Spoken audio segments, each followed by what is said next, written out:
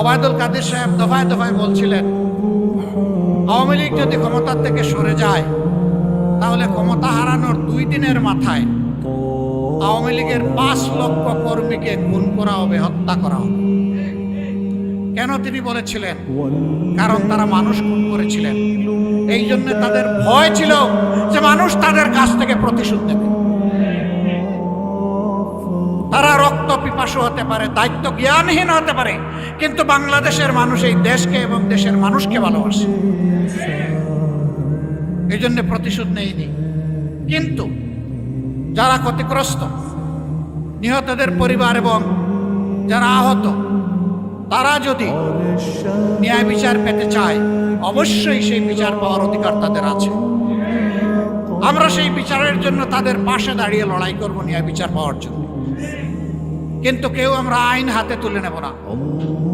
আবার কারণ আমি মিথ্যা মামলাও দেব না যে মৌসুম পেয়েছি এখন ইচ্ছা মতো মিথ্যা মামলা শত শত দিয়ে এখন মামলা বাণিজ্য করে কিছু কামাই করে নেই, না, এ কাজও আমরা করবো না, এটাও হারাম।